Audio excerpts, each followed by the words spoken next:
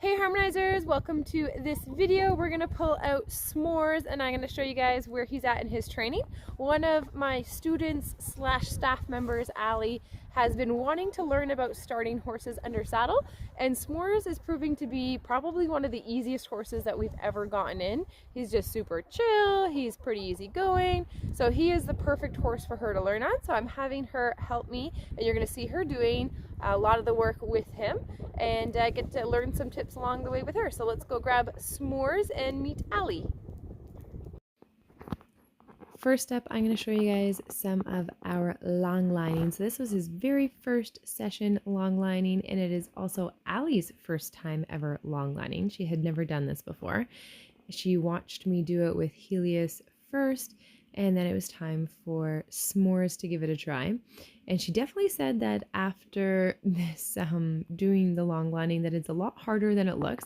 It's a little bit tricky managing your right and left reins, keeping your horse straight, and figuring all out and how to ask them to go forward, especially when they're not trained and so they don't always go straight. It can be a little bit tricky. And we love using long lining when we're starting horses under saddle. We do it with a lot of the horses, not all of them, but a bunch of them, especially when they are young horses. So with S'mores only being 3 years old, we like to use the long lines because it's going to let us do a lot more from the ground. And so like here, for example, his first little trot, and a second he's going to just scoot just a little bit. So that's just kind of an error of, he actually didn't go that fast into the trot, but Allie, I think, just wasn't really expecting it and just caught him with the lines a little bit too much. So she works on that, opening up her hands a little bit more, being a little bit more giving. And what's nice about this is he's getting to practice all of these transitions. He's getting to practice steering right and left and how to give to the feel in the halter. He's getting to practice backing up and how that feel is to have reins being used to guide you backwards. And he's getting to practice having that confidence being out by himself. So not having somebody in the ground, not in the ground, on the ground in front of him to kind of hide behind, so to speak. So he's developing all of this self-confidence and learning a lot of valuable skills and not needing a rider on his back. So being a 3-year-old is pretty young still. So some people start horses at 2 years old, and I think if we can wait until they're 3 years old or even 4 years old is even better. And doing the long lining definitely lets us do a ton of stuff on the ground. And when we do start riding, we'll keep the sessions less than 20 minutes or so, and definitely nothing high impact. We're not going to be jumping him a whole lot or even doing like canter halt transitions, stuff like that. We're going to keep it pretty easy on his joints, and if we are going to do something with high impact or a little bit of jumping and stuff, we're not going to do a ton of it. We want to be really careful about their joints, and even once we do start riding in the saddle, we're still going to come back to the long lining in between. We're not going to ride him every single day. We want to use this, and this is a great tool to be able to practice riding him from the ground without actually being on his back. So as you can see, he made significant progress there as we continued with the long lining. So here's a little clip towards more the end of their session.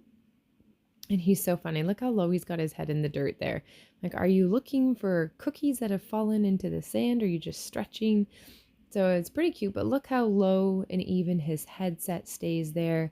Super relaxed trot. He's just like, yeah, this is fine. This is easy. So we're super impressed with him for that. He did it really, really well. Really, really well. And we're going to just share one more little clip of one more trot here. And you can just see how easygoing he is, how slow that little jog is. He's definitely not in a hurry to go anywhere. I don't think we have to worry about him running off in the dirt. I've seen a little video of somebody who was long lining and the horse took off too fast and pulled the person into the dirt. Like, that is not going to happen with S'mores. He is not a fast fella. And just to finish up, some more obstacles before we took off his long lining gear. And he's done really well with the obstacles. He's pretty trusting, pretty easygoing.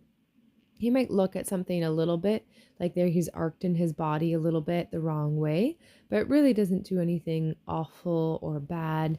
He's pretty easygoing and doesn't have any past bad experiences or anything to associate negative things with. So we're progressing at a pretty good clip because they, both Helios and S'mores, were handled and know that people are kind or people that are nice, and they haven't experienced trauma or stress or anything like that.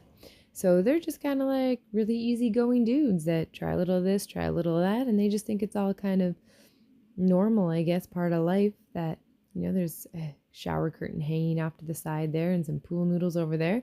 They really don't give that stuff too much attention.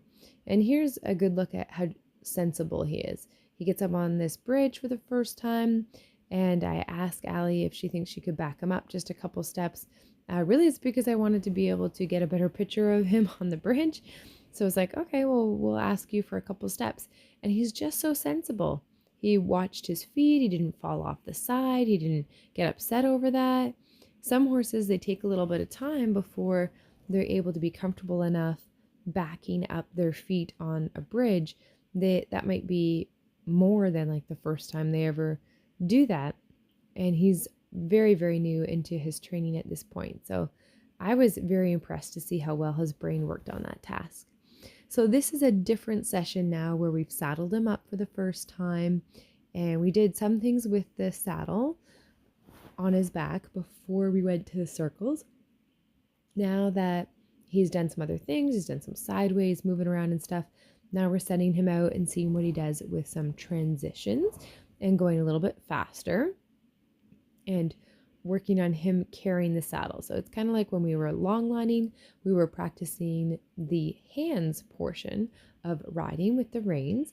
And now it's like we're practicing the leg portion where we're practicing our cue system for being able to make transitions. So even though that is a balance, transitions technically up or down. So therefore would be a balance between the leg and the hand. But you get what I'm saying, where we're practicing our go and whoa versus before when we were doing the long lining. We're focusing on the feel and the turning and the right left type of thing. So we're sending him out with the saddle on, and I like to get my horses to move around a little bit before we actually send them on the circle. I know there's a lot of people who throw a saddle on a horse and they just let them buck it out, where they just let the horse buck like crazy all around. I've seen some pretty sketchy things actually on YouTube and Facebook, people doing all sorts of stuff that we don't even need to talk about. But I always prefer my horses not to even learn to buck. I think it's a successful start when the horse didn't even feel that way at all, because then we didn't overwhelm them, and it means that we prepared them enough to know how to react in a more positive way. So we do some moving on the ground before we get into these circles, because the objective is not to crank a saddle up tight on them and then say, hey, are you going to blow up to that? Instead, we teach the horse that we're kind and that we're trustworthy, and we teach them how to give to pressure, so that way when we do ask for it, we're not getting a blow up in the process. So even when he goes to the bathroom there like that, it's got me thinking, okay, did I see tension in the horse, or did he just legitimately have to go to the bathroom? Which I think might be the case here, because none of his other body signs are suggesting that he's really worried. His head isn't super high. He's got his ears focused on Allie. He's got a curve in his body. He's not leaning like a motorcycle in a stiff, tense posture.